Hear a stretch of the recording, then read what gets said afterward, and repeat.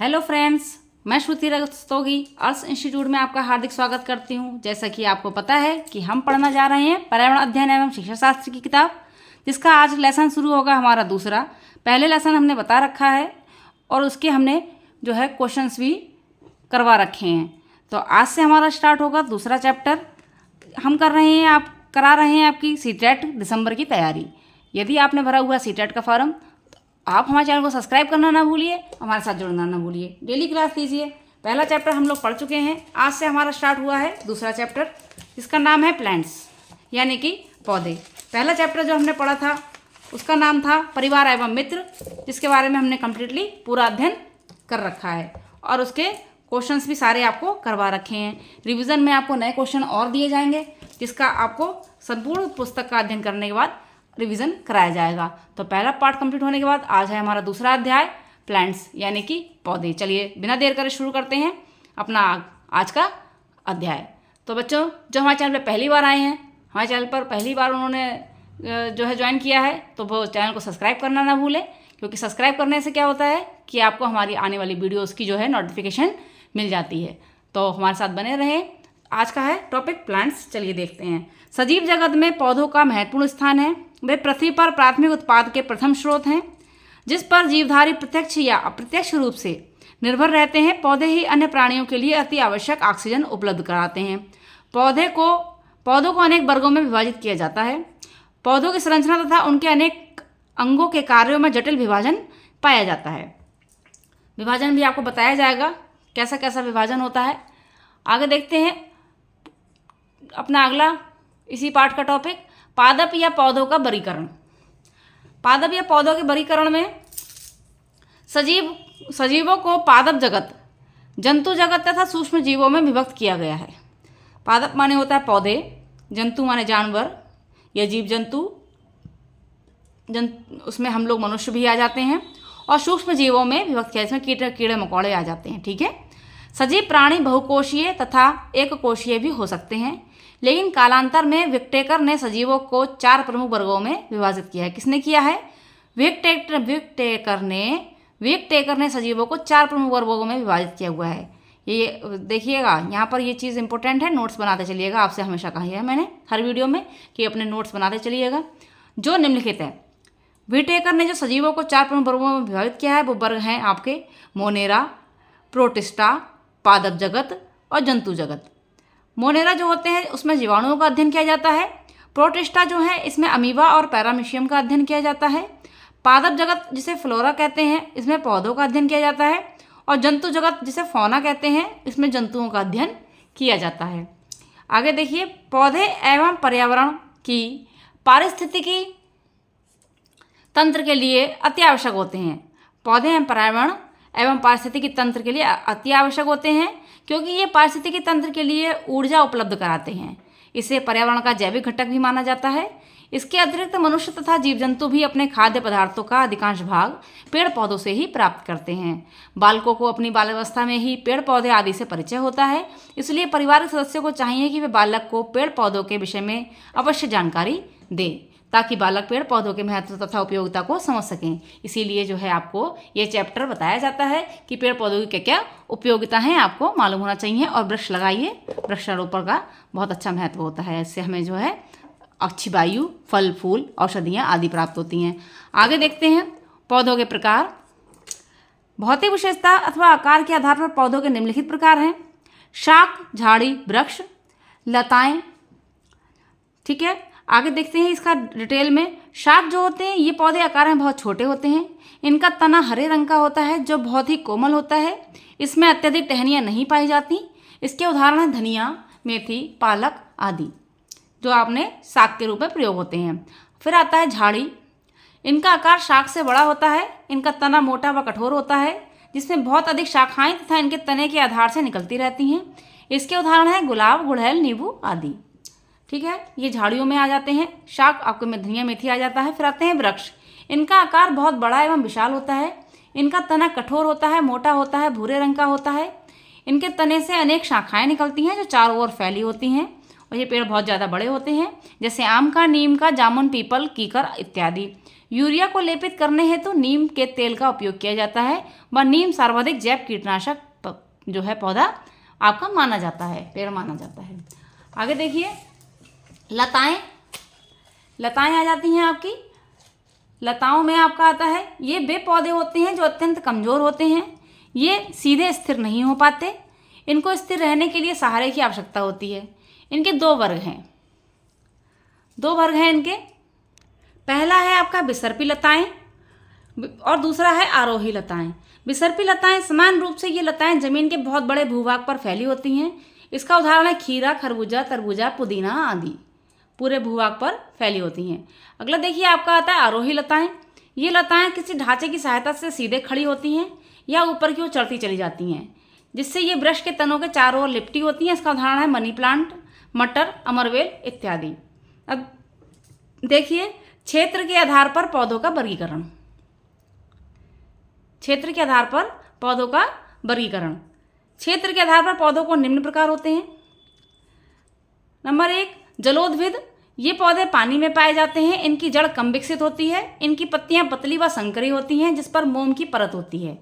इसके उदाहरण है कमल, हाइड्रिला, जल लिली। अगला है लवणोद्भिद। इस प्रकार के पौधे दलदली क्षेत्रों में पाए जाते हैं। इन पौधों की जड़ें जमीन से ऊपर निकली हुई होती हैं। अगला है समोद्भिद। ये पौधे खेती योग्य जमीन पर पाए जाते हैं। इनका तना ठोस और शाखा युक्त होता है। इसके उदाहरण हैं मक्का, टमाटर, गेहूं, धान आदि। ये पौधे कुछ समय बाद अपने आप ही नष्ट हो जाते हैं, क्योंकि इनके मूल में श्वसन रुक जाता है। अगला है मेरुद्भिद। ये पौधे जो होते हैं आपके मरुस्थलीय क्षेत्रों में पाए जाते हैं। इनकी पत्तियां छोटी छोटी एवं जड़ें गहरी होती हैं। इन पौधों का तना गद्देदार व मोम की परत से ढका होता है। इसके उदाहरण हैं नागफनी, एकासिया, जैट्रोफा, यूथावियासी समूह का। बायोडीजल के रूप में उपयोग किया जाता है ये, और यूफोविया आदि। ठीक है, अगला देखते हैं टॉपिक, कुछ विशेष पौधे एवं वृक्ष। पहला है बरगद। यह एक विशालकाय वृक्ष होता है जिसका फैलाव अधिक होता है। इनकी शाखाओं से जड़ें भी निकलती हैं, जिसको स्तंभ जड़ भी कहा जाता है। देखिए, जो शाखाओं से जड़ें निकल रही हैं उनको कौन सी जड़ कहा जाता है? स्तंभ जड़। यहाँ पर ये चीज़ ध्यान रखिएगा। क्रोटन जो होता है, ये पौधा फसल के साथ बोया जाता है, जो यह बताने में समर्थ है कि फसल को कब पानी की आवश्यकता होती है। इसकी जड़ें अधिक नीचे तक नहीं होती हैं। जब यह मुरझाने लगता है तो ये पता चल जाता है कि फसल को सिंचाई की आवश्यकता है। तो इसे ये किसानों के लिए बहुत अच्छा संकेत होता है। तो अगली आपकी आ जाती है केला। केले का जो पौधा होता है वह एक प्रकार का शाक है, जिसका तना कमजोर व हरा होता है। केले के फूल व फल दोनों ही खाए जाते हैं। फिर आता है खेजड़ी। खेजड़ी ये भारत के रेगिस्तान क्षेत्रों में पाया जाता है। इसको अधिक पानी की आवश्यकता नहीं होती है तथा इनकी फलियों की सब्जियां बनती हैं। इस पेड़ की छाल से दवा बनाई जाती है और इसकी लकड़ी में कीड़े नहीं लगते हैं। यह छायादार होता है। अब आता है आपका रेगिस्तानी ओक। देखिए, यहाँ पर आपका आप क्वेश्चन आ सकता है कि कौन सी लकड़ी में कीड़े नहीं लगते हैं। इसमें खेजड़ी का ऑप्शन भी आपका आया जा सकता है। ठीक है, रेगिस्तानी ओक यह मुख्यतः ऑस्ट्रेलिया के रेगिस्तान क्षेत्र में पाया जाता है। इसकी जड़ें गहरी होती हैं तथा यह पानी में स्थिर होता है और इनमें पत्तियां बहुत कम होती हैं। इस क्षेत्र के निवासी इस पेड़ के तने में पतला पाइप डालकर पानी बाहर निकालते हैं। फिर आ जाता है आपका घटपर्णी। घटपर्णी जो होता है निपोथिंस, यह पौधा कीड़े मकोड़ों, मेढकों, चूहे एवं छोटे जीवों को खा जाता है। ठीक है, इसलिए इसको कीटभक्षी पौधा भी कहा जाता है। देखिए, इंपॉर्टेंट है लाइन ये कि घटपर्णी जो होता है आपका छोटे छोटे कीड़े मकोड़े जैसे मेढक, चूहे, छोटे जीवों को खा जाता है, इसलिए इसको कीटभक्षी पौधा भी कहा जाता है। इसका आकार लंबा घड़े जैसा होता है, जिस पर पत्तीनुमा ढक्कन होता है। इस पौधे से एक खुशबू निकलती है, जिससे आकर्षित होकर कीड़े मकोड़े इस पौधे के पास आ जाते हैं।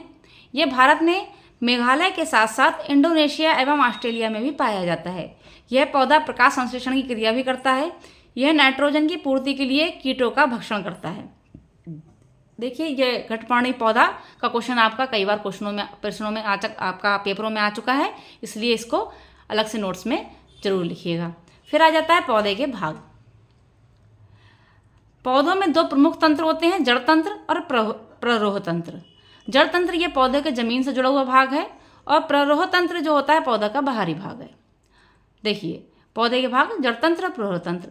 जड़ तंत्र में सिर्फ जड़ें होती हैं और प्ररोह तंत्र में तना होता है, शाखाएं होती हैं, पत्तियां होती हैं, फल होते हैं और फूल होते हैं। ठीक, जड़ तंत्र में जड़ें होती हैं सिर्फ, और प्ररोह तंत्र में बाकी जो आपको ना जड़ों के ऊपर दिखता है सामान, तना, शाखाएं, पत्तियां, फल फूल आदि सब होता है। अब देखते हैं जड़ तंत्र। जड़ पौधे को अवरोहित भाग होती है, ठीक है, जो भ्रूण से मूलांकुर की वृद्धि से बनती है तथा नीचे बढ़कर अंकुरित पौधे को भूमि में स्थिर करती है। इसके पश्चात यह विकसित पौधे को भी भूमि में स्थिर रखती है तथा पौधों के लिए भूमि से जल और खनिज लवण अवशोषित करती है। सामान्यतः जड़ रंगहीन होती है तथा उन पर मूल रोम पाए जाते हैं। मूल रोम किसे कहते हैं? छोटे छोटे रेशे जो मिट्टी के कणों के मध्य धंस जाते हैं और जल का अवशोषण करते हैं। ठीक है, अगला आगे देखते हैं इसी पाठ में। जड़ के अग्रभाग पर एक टोपी के समान रचना पाई जाती है जिसे मूलगोप कहते हैं। मूलगोप किसे कहते हैं? जड़ के अग्रभाग पर जो टोपी के समान रचना पाई जाती है उसे मूलगोप कहते हैं। इस टोपी से एक प्रकार का पदार्थ स्रावित होता है जो मिट्टी के कणों में को घोल देता है। इस कारण जड़ें सरलता से कठोर भूमि के भीतर प्रवेश करती रहती हैं। अब कठोर भूमि में कैसे प्रवेश करती हैं कि उसके जो अग्रभाग पर टोपी जो मूलगोप होता है उसमें से एक प्रकार का पदार्थ स्रावित होता है जो कि मिट्टी कणों को घोल देता है। इससे जो होते हैं जगह खाली होती जाती है और जड़ें फैलती जाती हैं। अगला देखिए जड़ों के प्रकार। जड़ों के प्रकार में आपके मूसला जड़ और झकड़ा जड़ प्रमुख हैं। मूसला जड़ कौन सी होती है? मूसला जड़ मोटी तथा फूली हुई भूरे रंग की होती है। इसे प्राथमिक जड़ भी कहते हैं। इससे कुछ शाखाएं भी निकली होती हैं, इन्हें द्वितीयक जड़ें कहते हैं। तुलसी, सरसों, नीम, आम, मटर का पौधा, इन सभी में मूसला जड़ें होती हैं। देखिए यहाँ पर चित्र भी दिया हुआ है। झकड़ा जड़ जो होती हैं अपस्थानिक जड़ होती हैं, अपस्थानिक जड़ होती हैं। इसके अंतर्गत प्राथमिक व द्वितीयक जड़ें नहीं होती हैं। ये जड़ें एक गुच्छे के रूप में होती हैं, तने के आधार भाग से निकलती हैं। घास, मक्का, गेहूं तथा जौ के पौधों में झकड़ा जड़ें होती हैं। देखिए यहाँ पर चित्र से देख लीजिए, इस प्रकार की जो जड़ होती है वह मूसला जड़ होती है, और जो इकट्ठी ऐसे करके यहाँ से तने आपकी शाखाएं निकल रही हैं, ये मेरी सारी जड़ें यहाँ पे आ रही हैं, ये झकड़ा जड़ होती हैं। ये जड़ें पूरी फैलती चली जाती हैं, ज़मीन में आगे आगे तक फैलती हैं और ये जड़ें इकट्ठी होकर एक जगह पर एकत्रित होती हैं। ठीक है, आगे देखिए मूसला जड़ तथा झकड़ा जड़ में अंतर। मूसला जड़ तथा झकड़ा जड़ में अंतर देखिए। इसकी प्राथमिकता, मूसला जड़ जो होती है आपकी, इसकी प्राथमिक जड़ नष्ट नहीं होती है, यह निरंतर वृद्धि करती रहती है तथा उससे द्वितीयक व तृतीयक जड़ें उत्पन्न होती रहती हैं, यानी कि आगे बढ़ती चली जाती है और जड़ से जड़ें निकलती चली जाती हैं। और इसकी प्राथमिक जड़ें नष्ट हो जाती हैं तथा उसके स्थान पर पौधे के वायवीय भागों से जड़ें उत्पन्न होती हैं, प्रायः रेशेदार होती हैं। अगला द्वितीय मूसला जड़ जो होती है ये भूमि में बहुत गहराई तक चली जाती हैं, और झकड़ा जड़ें जो होती हैं भूमि में अधिक गहराई तक नहीं जाती हैं, ये केवल उसकी ऊपरी सतह पर ही रहती हैं। मूसला जड़ें जो होती हैं ये बीज के केवल मूलांकुर से उत्पन्न हो और विकसित होती हैं, और झकड़ा जड़ें जो होती हैं ये पौधे के किसी वायवीय भाग से उत्पन्न होती हैं। मूसला जड़ चौथा देखिए, ये मूसला जड़ जो होती हैं ये भूमि में चारों ओर फैल जाती हैं और एक जाल के समान रचना बना लेती हैं, ऐसे ऐसे करके निकलती चली जाती हैं। और ये जो झकड़ा जड़ें होती हैं भूमि में जाल के समान रचना नहीं बनाती हैं, ये इकट्ठी ही चलती रहती हैं, ऐसे करके चली होती हैं। घास वास की जड़ें जो होती हैं उसी टाइप की होती हैं। अब देखते हैं यहाँ पर हम जड़ों के कार्य। जड़ों के कार्य निम्नलिखित हैं। सबसे पहले जड़ें पौधे को मिट्टी में स्थिर रखती हैं। जड़ें मिट्टी में नीचे जाती हैं और पौधे को जमीन से कसकर बांधे रखती हैं। जड़ें पौधे को प्रचंड हवाओं में खड़े रहने में सहायता करती हैं। दूसरा है जड़ें मिट्टी से जल तथा खनिज लवण अवशोषित करती हैं। जड़ रोम मिट्टी से जल तथा खनिज लवण अवशोषित करती हैं और उसे पौधे के अन्य अंगों में संचारित कर देती हैं। वृद्धि तथा विकास के लिए पौधे द्वारा जल तथा खनिज की आवश्यकता होती है जो कि जड़ें अवशोषित करती हैं। दलहन की जड़ें नाइट्रोजन स्थिरीकरण में विशिष्ट भूमिका निभाती हैं। इससे मृदा की उर्वरता बढ़ती है। वायुमंडल में मुक्त नाइट्रोजन गैस को नाइट्रोजन के यौगिकों के रूप में परिवर्तित करने की प्रक्रिया को नाइट्रोजन स्थिरीकरण कहते हैं। देखिए यहाँ पर देखिए, वायुमंडल में मुक्त नाइट्रोजन गैस को नाइट्रोजन के यौगिकों के रूप में परावर्तित करने की प्रक्रिया को नाइट्रोजन स्थिरीकरण कहते हैं। क्वेश्चन बनता है आपका, नाइट्रोजन स्थिरीकरण किसे कहते हैं? ठीक है, विद्युत विसर्जन, जीवाणु व उर्वरक इसमें प्रभावी भूमिका निभाते हैं। नाइट्रोजन स्थिरीकरण में कौन जो है प्रभावी भूमिका निभाते हैं? तो यहाँ पे आपका आंसर हो जाएगा विसर्जन, जीवाणु व उर्वरक। आगे देखिए, कॉलिस्ट्रीडियम नामक अवयवी जीवाणु में नाइट्रोजन स्थिरीकरण की क्षमता होती है।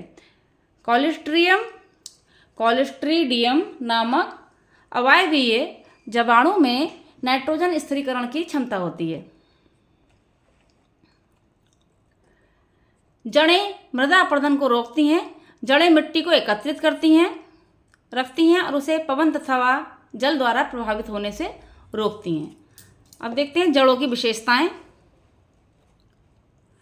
जड़ों में कुछ विशेषताएं पाई जाती हैं जिससे उनको सरलता से पहचाना जा सकता है।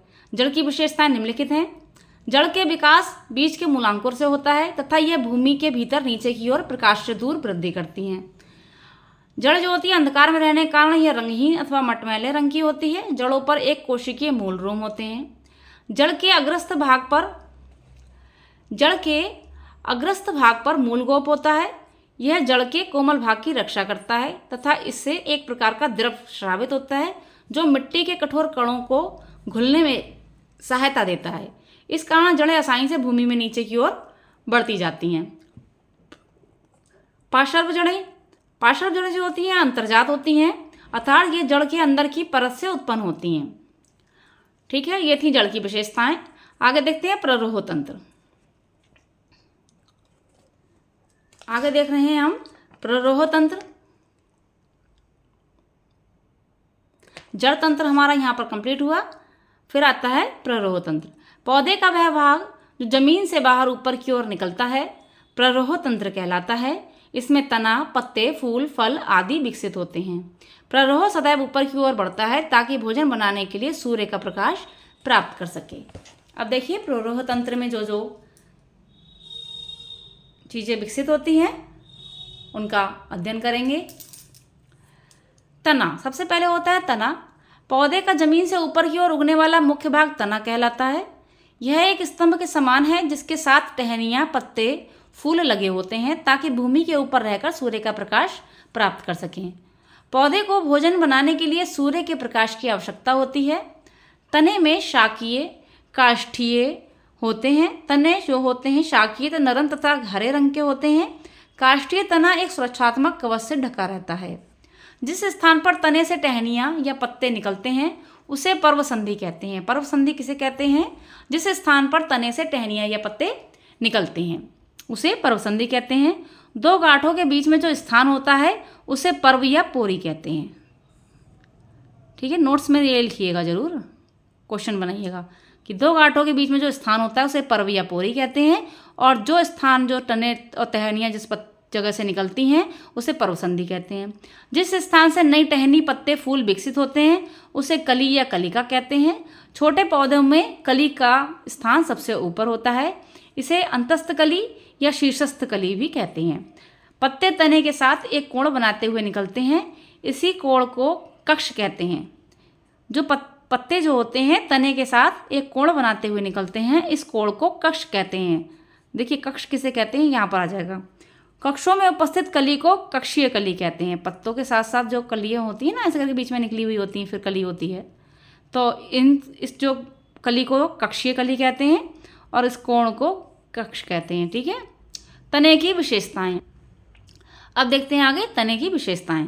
तने की निम्नलिखित विशेषताएं। तना सदैव घनात्मक प्रकाश अनुवर्तक या ऋणात्मक भूमि अनुवर्तक होता है। तने पर पर्वसंधियाँ और पर्व पाई जाती हैं। तने के अग्रभाग पर वर्धी प्रदेश होता है। तने पर कलिकाएं होती हैं। तने से शाखाएं, पत्तियां, पुष्प उत्पन्न होते हैं। ये हैं तने की विशेषताएं। तनों के प्रकार देखिए। तनों के दो प्रकार होते हैं, सीधे खड़े तने और दुर्बल तने। सीधे खड़े तने जो होते हैं भूमि की सतह पर स्वतः अपनी शक्ति से खड़े रहते हैं।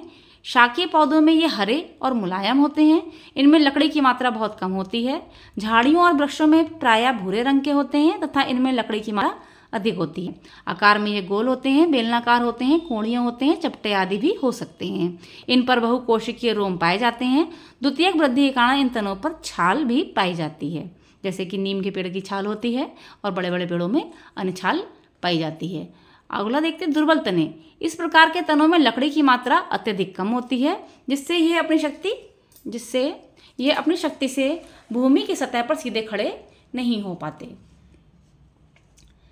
ऐसे तने भूमि व जल अथवा किसी आधार की सहायता पर से सतह पर फैल जाते हैं अथवा किसी आधार पर सहारा लेकर ऊपर उठ जाते हैं, जैसे घास, पुदीना, पिस्टिया आदि। भारतीय वन संशोधन अधिनियम 2017 के अनुसार बांस को अब घासों की श्रेणी में रखा जाता है। देखिए ये क्वेश्चन है, भारतीय वन संशोधन अधिनियम 2017 के अनुसार किस वृक्ष को, किस पेड़ को, किस पादप को जो है घासों की श्रेणी में रखा जाने लगा है? तो आपका आंसर हो जाएगा बांस। दुर्बल तने जो होते हैं आपके निम्न प्रकार के होते हैं, बिसर्पी, बल्लरी, भूशाई, आरोही। देखिए बिसर्पी, ये अति दुर्बल तने होते हैं जो किसी बाहरी सहायता से भी ऊपर नहीं उठ सकते। ये भूमि की पर रेंगते हैं, इनकी संधियों से जड़ निकलती हैं जैसे दूब घास। बल्लरी, इसमें दुर्बल वायवीय तना किसी आधार के चारों ओर लिपटकर ऊपर चढ़ता है, जैसे सेम, लोबिया, अमरवेल आदि। भूशाई जो तना होता है ये भी भूमि पर रेंगता हुआ दुर्बल तना है। इसकी पर्व संधियों से जड़ें नहीं निकलती, कुछ दूरी तक रेंगने के पश्चात इनके अग्र सिरे ऊपर उठ जाते हैं। ऐसे तनों को उच्चाग्र भूशाई कहते हैं, जैसे पुदीना।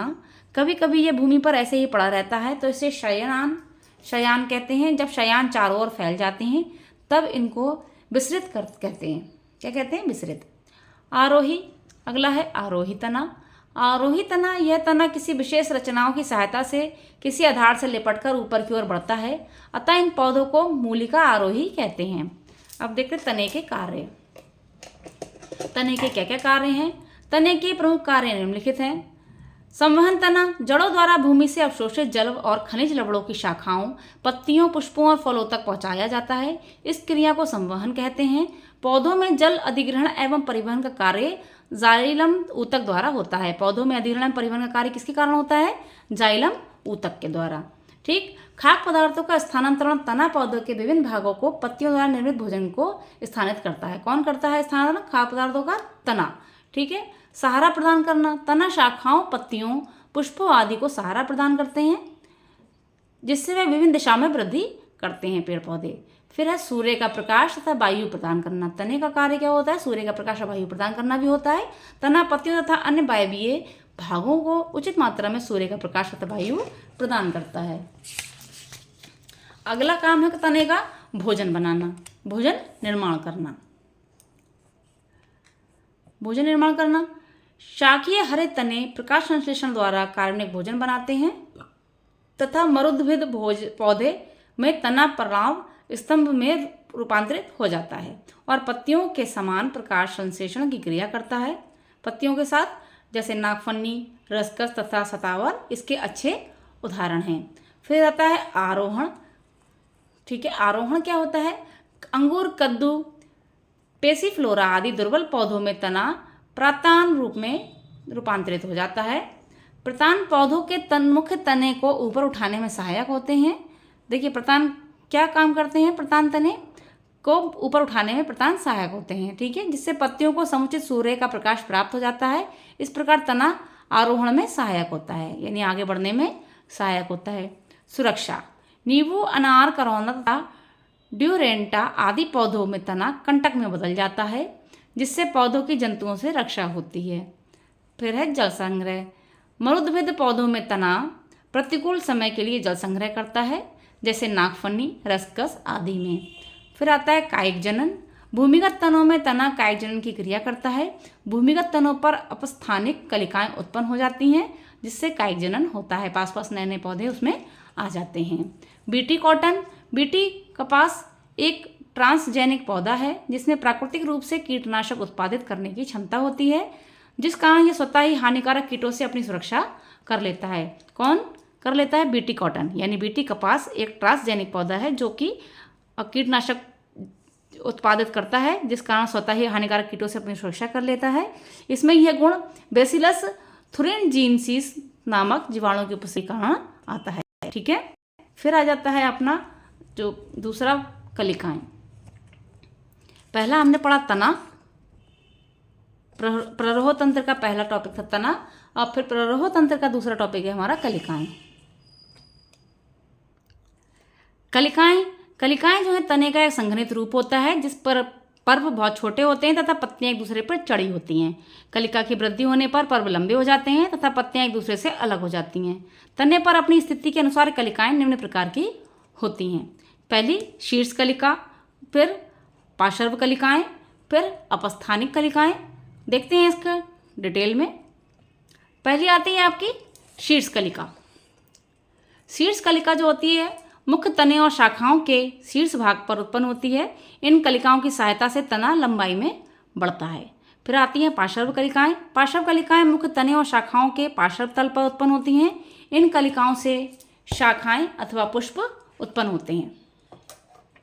यदि ये कलिकाएं किसी पत्ती के कक्ष से उत्पन्न होती हैं तब इनको कक्षस्थ कलिकाएं कहते हैं, और जब ये पर्वसंधियों पर पत्ती के कक्ष के अतिरिक्त किसी अन्य स्थान से उत्पन्न होती हैं तब इन्हें अतिरिक्त कलिका कहते हैं। अतिरिक्त कलिका और कक्षस्थ कलिकाएं अलग अलग होती हैं। ठीक है। अब फिर आता है अपस्थानिक कलिकाएं। तने के शीर्ष तथा पर्वसंधियों को छोड़कर अपस्थानिक कलिकाएं पौधे के किसी भी भाग से उत्पन्न हो जाती हैं। जैसे अजूबा में ये पत्तियों में से व शकरकंद में ये जड़ों पर उत्पन्न होती हैं। अगला देखिए पत्ती। कलिकाएं देख लिया, तना देख लिया, फिर आ रहा है पत्तियां। पत्ती पौधे का बहुत ही महत्वपूर्ण भाग होता है। यह आकार में चौड़ी, चपटी व हरे रंग की होती हैं। इनके चौड़े भाग के मध्य में एक मध्य शिरा होती है जिससे अनेक शिराएं निकलकर चारों ओर फैल जाती हैं। शिराएं समझते हैं ना, जिस तरीके से ये एक शिरा गई, ये शिराएं जा रही है ना, इस तरीके से ये शिराएं होती हैं, चारों ओर फैल जाती हैं। पत्तियां तने की पर्वसंधियों से उत्पन्न होती हैं। पत्तियों के कक्ष में कक्षस्थ कलिका होती है जिससे शाखा उत्पन्न होती है। पत्तियों के द्वारा पौधों में प्रकाश संश्लेषण, बाष्पोत्सर्जन और श्वसन आदि क्रियाएं होती हैं। पत्तियों को पौधों का रसोई घर माना जाता है। पौधों का रसोई घर किसे माना जाता है? पत्तियों को। पत्ती का वह भाग जिसके द्वारा वह तने से जुड़ी होती हैं पर्णवृत्त कहलाता है। पर्णवृत्त किसे कहते हैं? पत्ती का वह भाग जिसके द्वारा वह तने से जुड़ी होती हैं वह पर्णवृत्त कहलाता है। पत्ती के चपटे हरे भाग को फलक कहते हैं। पत्ती के हरे चपटे भाग को क्या कहते हैं? फलक कहते हैं। पत्ती की रेखांकित संरचनाओं को शिरा कहते हैं। शिरा किसे कहते हैं? पत्ती की रेखांकित संरचनाओं को शिरा कहते हैं। मध्य की मोटी शिरा व पत्तियों पर शिराओं द्वारा बनाए गए डिजाइन को शिरा विन्यास कहते हैं। देखिए यहाँ पर कितने सारे क्वेश्चन हैं। पत्तियों का पौधों का रसोई घर किसे कहा जाता है? पर्णवृत्त किसे कहा जाता है? शिरा किसे कहते हैं? फलक किसे कहते हैं? और शिरा विन्यास किसे कहते हैं? ये सारा ही इसमें क्वेश्चन में पड़ गया। ठीक है। फिर देखते हैं आगे पत्तियों के प्रकार। पत्तियां कितनी प्रकार की होती हैं? देखिए पत्तियों को उनकी उत्पत्ति और कार्य के अनुसार निम्नलिखित रूप में बांटा जा सकता है। पहला बीजपत्रिक पत्रिकाएं, पत्तियां, बीजपत्रिक पत्तियां, फिर शल्क पत्रियां, सहपत्रियां, पुष्प पत्रियां, सामान्य पत्रियां, सत्य पत्रियां आदि। फिर देखते हैं सबसे पहले बीजपत्रिक पत्तियां। बीजपत्रिक पत्तियां जो होती हैं पौधे के भ्रूण भाग में पाई जाती हैं। जिस स्थान पर बीजपत्र भ्रूण से जुड़ा होता है वह भाग पौधे के प्रथम पर्वसंधि होता है। अनेक पौधे में बीजपत्र मोटे व मांसल होते हैं जैसे चना, मटर आदि में, परंतु अन्य में ये पत्ती के समान पतले और चपटे होते हैं जैसे अरंड आदि में। बीजपत्रों के संख्या के आधार पर आवृतबीजी पौधों को एक बीजपत्री तथा द्विबीजपत्री पौधों में विभाजित किया गया है। द्विबीजपत्री पौधों में वे पौधे शामिल होते हैं जिनके बीज में 2 पत्र होते हैं जैसे सरसों, चना। देखिए सरसों का पौधे का और चने का जो बीज होता है वो 2 भागों में इस तरीके से विभाजित होता है। ठीक है। फिर आता है आपका शल्कपत्र। शल्कपत्र सामान्यतः शल्कपत्र जो होता है भूमिगत तनों पर पाया जाता है। यह भूरे रंग की छोटी पतली झिल्लीदार सूखी व मांसल पत्तियां होती हैं। इनके कक्ष में कक्षस्थ कलिकाएं पाई जाती हैं। ठीक है। अगर आगे देखिए इसी में शल्क पत्तियों में जिनसे वायवीय शाखाएं उत्पन्न होती हैं शल्क पत्तियों से। अधिकांश पौधों में ये भूमिगत तनों को सुरक्षा प्रदान करती हैं जैसे प्याज, लहसुन में भोजन संचित होता है जिससे वह मांसल और मोटी हो जाती हैं। प्याज की खेती की प्रक्रिया को समझना आवश्यक है। इस प्रक्रिया में सर्वप्रथम गुड़ाई की जाती है, तत्पश्चात बीज की बुआई की जाती है, फिर खरपतवार साफ किया जाता है, उसके पश्चात प्याज को उखाड़ना प्रारंभ किया जाता है और सबसे अंत में प्याज के ऊपर की सूखी पत्तियों को हटाया जाता है।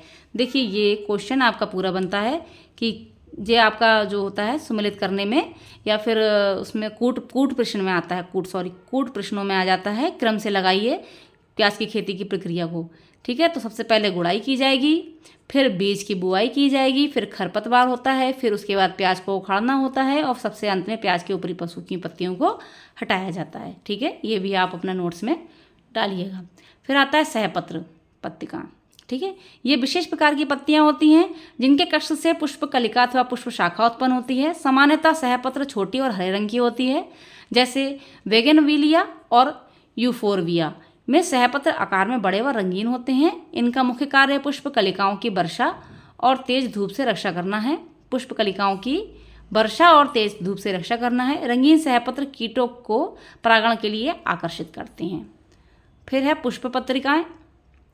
पुष्प पत्र के जो होती हैं, पुष्प के बाह्य दलपत्र की अंखड़ी, दलपत्र पंखड़ी या पुंकेसर तथा जायंग पत्तियों के रूपांतरित कर रूप है। जो पत्तियां फूल में होती हैं इनको पुष्प पत्र कहते हैं। बाह्य दलपत्र पत्तियों के समान चपटी और हरे रंग की होती हैं। दलपत्र भी पत्तियों के समान चपटी होती है, परंतु ये विभिन्न रंगों की होती हैं, क्योंकि फूल कई रंगों के होते हैं और फूलों में पत्तियां होती हैं। ठीक है, ये दोनों पुष्प के कोमल नर व मादा भाग होते हैं। क्रमशः पुंकेसर तथा जायंग की धूप वर्षा व कीटों से रक्षा करती है। दलपत्र रंगीन होने के कारण कीटों को परागण हेतु आकर्षित करते हैं। पुंकेसर तथा जायंग पौधों में फल और बीज उत्पन्न होते हैं पुंकेसर से। ठीक है, पुंकेसर तथा जायंग से पौधों में फल और बीज उत्पन्न होते हैं। फिर है आपका सामान्य पत्र अथवा सत्यपत्र। सत्यपत्र जो होते हैं आपके वायवीय तनु और उसकी शाखाओं पर पर्व संधियों से उत्पन्न होती हैं। ये चपटी और हरे रंग की होती हैं। इन्हीं के द्वारा प्रकाश संश्लेषण, बाष्पोत्सर्जन, श्वसन आदि क्रियाएं होती हैं। अब देखिए कौन सी पत्रियों से होती है? सामान्य पत्रों अथवा सत्य पत्रों से होता है प्रकाश संश्लेषण, बाष्पोत्सर्जन और श्वसन आदि क्रियाएं होती हैं। फिर आ जाता है आपका पत्तियों के कार्य। पत्तियों के क्या क्या कार्य होते हैं तो देखते हैं। पत्तियों का सबसे पहला कार्य होता है हमारा प्रकाश संश्लेषण। प्रकाश संश्लेषण यह पत्ती का मुख्य कार्य है। इस क्रिया में पत्ती कार्बन डाइऑक्साइड और जल की सहायता से पर्णहरित तथा सूर्य के प्रकाश में उपस्थित कार्बनिक भोजन बनाती है उपस्थिति में। ठीक है, यह जो प्रकाश संश्लेषण होता है यह पत्ती का एक प्रमुख कार्य होता है। इस क्रिया में पत्ती कार्बन डाइऑक्साइड और जल की सहायता से पर्णहरित तथा सूर्य के प्रकाश की उपस्थिति में कार्बनिक भोजन बनाती हैं। पत्तियों का दूसरा कार्य होता है आपका भोजन तथा जल संग्रह करना। अनेक पौधों की पत्तियों में भोजन तथा जल संचित हो जाता है, जिसके कारण वे मांसल और मोटी हो जाती हैं। जैसे प्याज और लहसुन आदि की पत्तियां। फिर पत्तियों का कार्य होता है बाष्पोत्सर्जन करना। इस क्रिया में पत्तियां रंध्रों द्वारा जल को भाप के रूप में बाहर निकालती हैं। पत्तियों का अगला कार्य है रक्षा करना। कुछ पौधों की पत्तियां कांटों में बदल जाती हैं, जो इन पौधों की जंतुओं से रक्षा करती हैं, जैसे अर्जिमोन, नागफनी आदि की पत्तियां। फिर है अगला पत्तियों का कार्य सहारा देना। अनेक दुर्बल पौधों में पत्तियों जो होती हैं, पत्ती का कोई भाग प्रतान में बदल जाता है। प्रतान मुख्य तने को ऊपर उठाने में सहायता देता है, जैसे जंगली मटर, मीठी मटर, बिगोनिया आदि की पत्तियां। कीटों को आकर्षित करना। यूफोरबिया की पत्ती लाल रंग की होती है, जो परागण के लिए कीटों को अपनी ओर आकर्षित करती है। पत्ती और फिर होता है कायिक जनन। बिगोनिया, अजूबा आदि की पत्तियों पर अपस्थानिक कलिकाएं उत्पन्न हो जाती हैं, जिससे ये कायिक जनन करती हैं। ठीक है, फिर आपका आता है फूल। प्ररोह तंत्र में हम देख रहे हैं इस समय पाठ हमारा चल रहा है पादप, और उसमें हमने प्ररोह तंत्र जो है 2 तंत्र बताए थे आपको। कौन कौन से? एक तो तंत्र आपको बताया था जड़ तंत्र और दूसरा प्ररोह तंत्र। जड़ तंत्र के पश्चात हम पढ़ रहे हैं प्ररोह तंत्र। प्ररोह तंत्र में हमने तना, कलिकाएं, पत्ती और पत्तियों के कार्य। अब आता है हमारा फूल। फूल के प्रत्येक भाग को एक विशेष महत्वपूर्ण कार्य होता है। फूल के प्रत्येक भाग का एक विशेष महत्वपूर्ण कार्य होता है। फूल में एक डंठल होता है, इसे पुष्प व्रंत कहते हैं, जो फूल के तने के साथ जोड़ता है। फूल के सही भाग उसके आधार फूल के फूले हुए भाग, जिसे पुष्पधर कहते हैं, से जुड़े होते हैं। देखिए इस तरीके से ये चित्र दिया हुआ है। देखिए चित्र दिया हुआ है, इसमें पुंकेसर है ये, फिर ये स्त्री केसर है, फिर पंखुड़ियाँ हैं, अंडाशय है, बाह्य दल है, पंखुड़ियाँ ये देखिए, पराग कोश हैं। इस पुंकेसर में पराग कोश पाए जाते हैं। ये पंखुड़ियाँ हैं आपकी, और जो आपके पुंकेसरों में ही स्त्री केसर पाया जाता है। ये बाह्य दल हैं और ये अंडाशय है। ठीक है, समझ में आ रहा है? चलिए आगे देखते हैं। फिर आ जाती हैं पुष्प के भाग जो होते हैं, उसका अध्ययन करते हैं। बाह्य दल। फूल का बाहर वाला भाग बाह्य दल कहलाता है। बाह्य दल कली को खिलने से पहले सुरक्षित रखता है। बाह्य दल पूर्ण रूप से बाह्य दलपुंज बनाता है। बाह्यदल देखा आपने? बाह्यदल क्या था? ये देखिए चित्र में देखिए, बाह्यदल ये है, जो पत्ती जो डंठल के पड़ोस में जो हरी हरी पत्तियाँ निकली होती हैं, ये बाह्यदल होती हैं, क्योंकि जब पत्तियों को ढके हुए होती है ना, जब पत्ती पूरी तरीके से नहीं खिली हुई होती है ना। आगे देखिए पंखुड़ियाँ। पंखुड़ियाँ फूल के बाह्यदल के बाद होती हैं। ये प्रायः बहुत चमकीले रंग की होती हैं। ये फूल की बहुत महत्वपूर्ण भाग है, क्योंकि यह मधुमक्खियों तथा तितलियों को आकर्षित करती हैं। पंखुड़ियों के पूरे समूह को दलपुंज कहते हैं। फिर आता है आपका पुंकेसर। यह फूल का नर भाग है। इसके दो भाग होते हैं, एक पुंकेसर जो लंबे तने की भांति होता है, दूसरा इसके ऊपर एक बल्ब की भांति होता है, जिसे परागकोश कहते हैं। परागकोश में ही पौधे के अर्धसूत्री विभाजन होते हैं। फिर आता है आपका अंडप। यह फूल का मादा भाग है, इसे स्त्री केसर भी कहते हैं। यह फूल के मध्य होता है तथा इसके 3 भाग हैं, वर्तिकाग्र, वर्तिका और अंडाशय। देखिए इस चीज़ को आप नोटिस कीजिएगा। अंडप के ये जो होता है आपका फूल का मादा भाग होता है, इसको क्या, इसके कितने भाग होते हैं? 3 होते हैं, वर्तिकाग्र, वर्तिका और अंडाशय। वर्तिका के अग्रभाग पर फूली हुई गांठ की तरह चिपका भाग वर्तिकाग्र कहलाता है। जिस लंबी ट्यूब के सहायता से ये चिपका होता है उसे वर्तिका कहते हैं। वर्तिका अंडाशय तक जाती है, इसमें बीजांड होते हैं। कुछ चरने वाले पशु भी वनस्पतियों को समान रूप से बदलते रहते हैं। ऐसा इसलिए क्योंकि वे सभी वनस्पतियों को समान रूप से नहीं चरते, बल्कि वे अपनी मनपसंद की कुछ वनस्पति को चरते हैं, जिससे वनस्पति धीरे धीरे समाप्त हो जाती है और उनका स्थान अन्य वनस्पतियाँ ले लेती हैं। फिर आता है आपका फल। ठीक है, फल। विभिन्न प्रकार के पौधों को फलों के आकार, रंग एवं बनावट के भिन्न भिन्न होती हैं। फल फूल के अंडाशय भाग में बनते हैं और वहीं से निकलते हैं। पौधों का विशिष्ट भाग जो होता है फल माना जाता है। फलों को पकाने का कार्य पौधे में विद्यमान इथाइलिन नामक हार्मोन द्वारा होता है। पौधों का पकाने का कार्य पौधों में विद्यमान इथाइलिन नामक हार्मोन के द्वारा होता है। इथाइलिन के अभाव में पौधों में लगे फल सही ढंग से पक नहीं पाते हैं। फल के कार्य, फल के निम्नलिखित कार्य हैं। फल बीज की रक्षा करते हैं। बीजों को दूर दूर तक फैलाने में फल सहायक होते हैं। बीजों को स्वस्थ बनाए रखने के लिए आवश्यक पोषक तत्वों को फल एकत्रित करते हैं और फल प्रतिकूल मौसम में बीजों की रक्षा करते हैं। फिर है पौधों में पोषक तत्व। पोषण की विधियों के आधार पर पौधों के 2 प्रमुख वर्ग हैं। पहला स्वयपोषी, दूसरा परपोषी। स्वयपोषी जो होते हैं ऐसे पौधे जो क्लोरोफिल तथा सूर्य की उत्पत्ति में कार्बन डाइऑक्साइड तथा जल से अपना भोजन स्वयं बनाते हैं, स्वयपोषी कहलाते हैं। सभी हरे पौधे स्वयपोषी होते हैं। परपोषी ऐसे पौधे जो अपना भोजन स्वयं नहीं बना पाते और अन्य पौधों पर तथा पशुओं पर अपने भोजन के लिए निर्भर होते हैं, वह परपोषी कहलाते हैं। परपोषी जो होते हैं 2 भागों में वर्गीकृत किए गए हैं, एक मृतजीवी और दूसरा परजीवी।